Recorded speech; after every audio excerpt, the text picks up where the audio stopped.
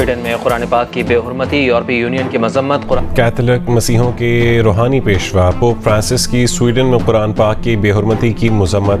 Sweden میں عید کے روز قرآن پاک کے حوالے سے افسوسناک واقعہ، پاکستان کی شدید مذمت۔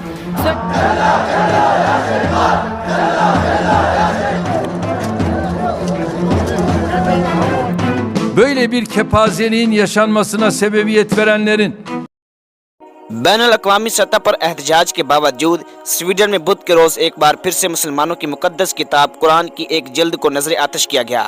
ترکی نے اس واقعے کی شدید الفاظ میں مذمت کی ہے۔ سویڈن کے دارالحکومت اسٹاک ہوم کی مرکزی مسجد کے باہر کھڑے ہو کر ایک شخص نے مسلمانوں کی مقدس کتاب قرآن کو نظر آتش کیا۔ اس احتجاج میں کل 4 افراد شریک تھے۔ یہ واقعہ 28 جون بدھ کے روز اس وقت رونما ہوا جب مسلمانوں نے عید الاضحیٰ کے اپنے تہوار کو منانے کا آغاز کیا تھا۔ ناظرین، ایک دفعہ پھر سے آپ کو ویلکم کرتے ہیں صاحب جی ٹی وی پر۔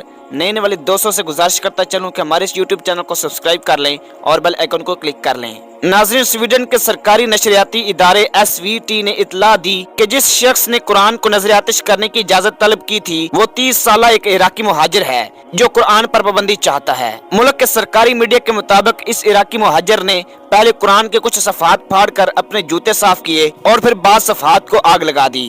اس منظر کو دیکھنے کے لیے تقریباً 200 افراد وہاں جمع ہوئے، جن میں سے کچھ اس کی مخالفت کرنے والے مظاہرین بھی تھے۔ اس موقع پر ایک شخص کو پتھراؤ کرنے کی کوشش کے الزام میں حراست میں بھی لیا گیا۔ سویڈن میں شاذ و نادر ہی مظاہروں پر پابندی عائد کی جاتی ہے، چاہے مظاہرے دوسرے ممالک میں اشتعال انگیزی کا سبب ہی کیوں نہ بن جائیں۔ ترکی نیٹو میں سویڈن کی شمولیت کی مخالفت کرتا رہا ہے اور قرآن کے ایک نسخے کو جلانے کے اس واقعے کے بعد اسٹاک ہوم کی نیٹو میں شمولیت کی کوششوں کو مزید خطرہ لاحق ہو سکتا ہے۔ سویڈن میں چند ماہ قبل بھی قرآن جلانے کا ایسا ہی واقعہ پیش آیا تھا اور اس وقت ترک صدر طیب اردگان نے اپنے رد عمل میں کہا تھا کہ سویڈن کو اتحاد میں شامل نہیں ہونا چاہیے۔ بدھ کے روز ترک وزیر خارجہ حاکان فیدان نے بھی اپنی ایک ٹویٹ میں اس کی سخت مذمت کی۔ انہوں نے لکھا، میں سویڈن میں عید الاضحیٰ کے پہلے دن ہماری مقدس کتاب قرآن کے خلاف ہونے والی گھناؤنی کارروائی کی مذمت کرتا ہوں۔ ان کا مزید کہنا تھا کہ آزادی اظہار کے بہانے اسلامو فوبیا اور مسلم مخالف کارروائیوں کی اجازت دینا ناقابل قبول ہے۔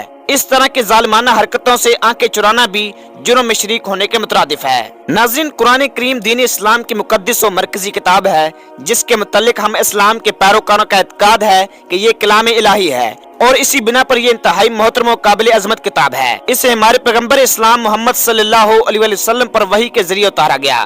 یہ وحی اللہ تعالیٰ کے مقرب فرشتے حضرت جبرائیل علیہ السلام لاتے تھے۔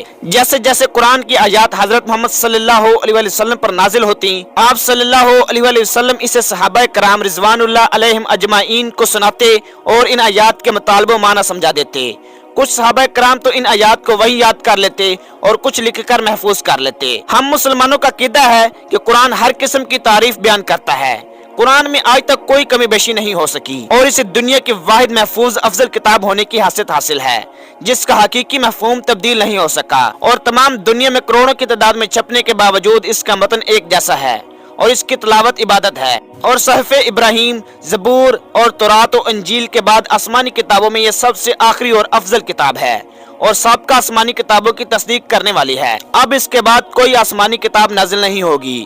قرآن کی فصاحت و بلاغت کے پیش نظر اسے لغوی و مذہبی لحاظ سے تمام عربی کتابوں میں اعلیٰ ترین مقام حاصل ہے۔ ناظرین، اس طرح کے واقعات آئے روز ہو رہے ہیں اور مسلمان شدید مذمت اور احتجاج کا مظاہرہ کرتے ہیں، بجائے اس کے کہ مسلمان ایسے واقعات کے مد مقابل ایک ٹھوس رد عمل دیں تاکہ دشمنان اسلام خبردار ہو جائیں کہ اسلام اپنی طاقت رکھتا ہے۔ آخر میں اللہ تعالیٰ سے دعا ہے کہ اللہ تعالیٰ دشمنان اسلام کو نیست و نابود کرے۔ آمین ثم آمین۔